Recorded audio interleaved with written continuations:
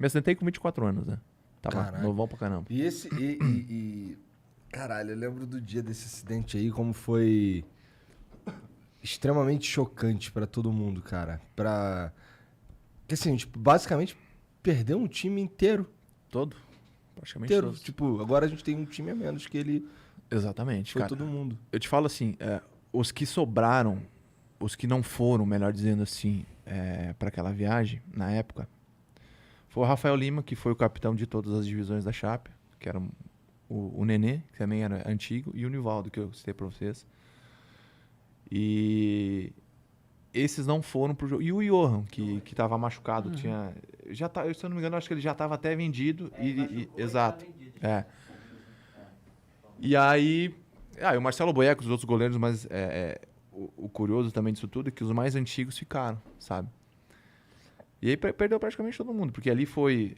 O nosso voo tinha jogadores, tinha os funcionários do clube, tinha empresários grandes de Chapecó, e até o prefeito acabou indo com um voo comercial, sabe? Então todo mundo tava... Porque era uma coisa totalmente nova, né? Era uma situação assim que a Chape nunca tinha vivido, a cidade não tinha vivido isso, né? Então todo mundo tava com aquela vontade de ir, né, pra ver como é... Um clima legal, a festa nossa, e tal. clima né? totalmente positivo, totalmente positivo. E aí muitos ficaram por causa do jogo em Curitiba, porque o nosso jogo ia ser lá no Couto Pereira. Aham. Porque Chapecó, a arena tem capacidade para 22, se eu não me engano. E o mínimo seria 30, né? Por isso que ia ser no Couto Pereira. Entendi. Cara, mas a cidade tava toda... A região toda. Todo mundo ia para lá, sabe? No segundo jogo, no caso, né? Então muitos ficaram ali para focar no segundo jogo também, né? Poxa, não vou nesse, mas eu vou ali porque é no Brasil. Cara, a gente tá trazendo a decisão pro Brasil, né? Querendo ou não, era uma outra situação nova pra gente, né? Porque um time pequeno, querendo ou não, de uma cidade pequena, vai batendo de igual para igual com vários, a gente com o Independiente, depois contra o São Lourenço, né?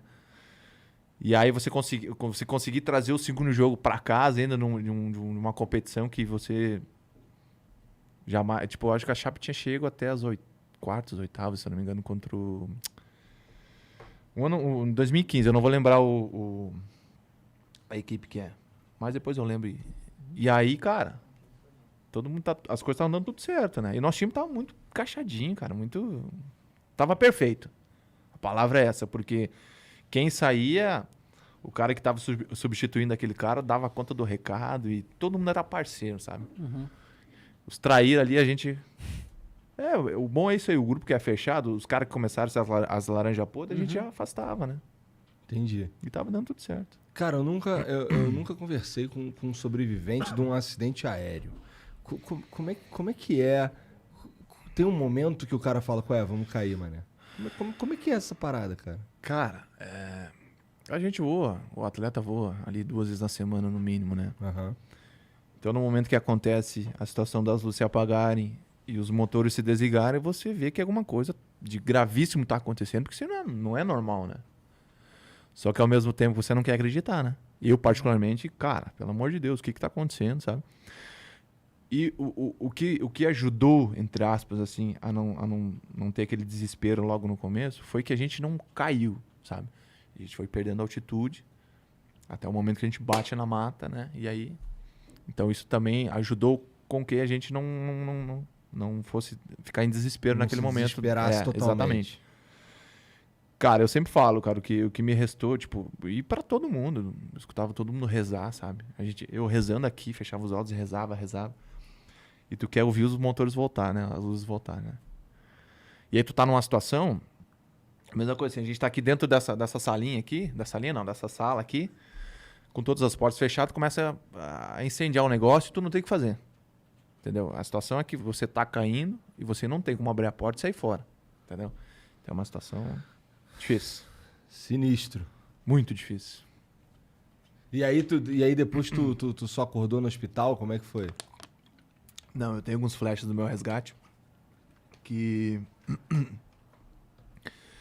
Em 2017 a gente voltou pro local onde a gente caiu. Então eu conheci várias pessoas que me resgataram ali, né? E a primeira pessoa que me viu, que é o Sargento Nelson, da Polícia Nacional. Cara, fiquei conversando com ele um tempão e coisa. E aí, algumas coisas que eu lembrava, né? Foi se confirmando.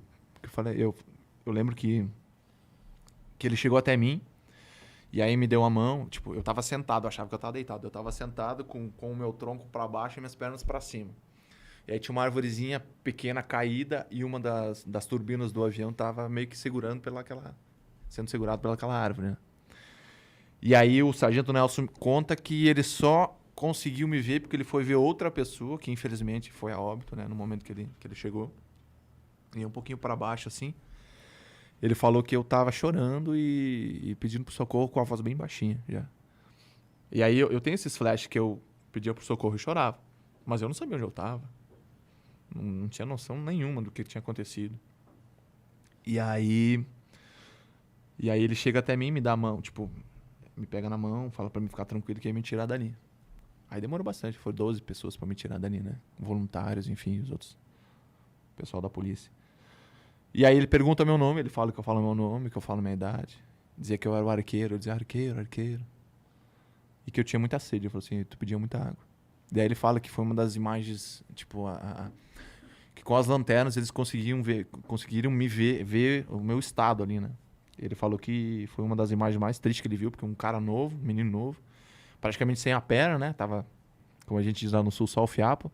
E o meu tornozelo esquerdo tava com uma fratura exposta, tinha um buraco assim no meu tornozelo esquerdo, que era pra ter sido amputado na época também, né? Então hoje eu tenho 20% dos movimentos do meu tornozelo esquerdo. Então hoje minha perna boa é a prótese. Ajuda muito o meu tornozelo esquerdo. Então naquele momento ele fala, cara, foi um choque pra mim porque tu tava vivo, né? E com todas aquelas fraturas gigantescas, né? E perdendo muito sangue também, né? Eu assim, da cintura pra baixo eu tinha muita dor e ao mesmo tempo tava tudo amortecido, sabe? E era uma situação assim que...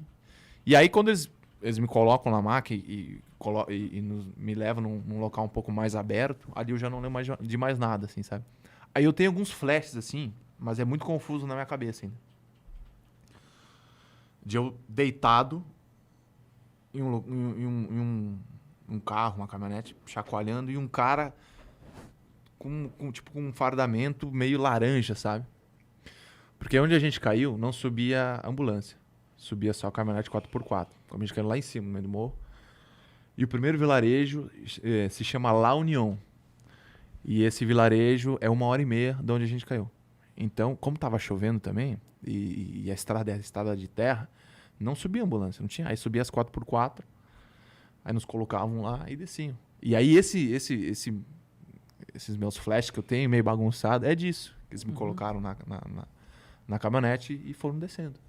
E aí o acesso para subir era numa estradinha onde tinha um posto de combustível. E naquele posto começou a se concentrar, né,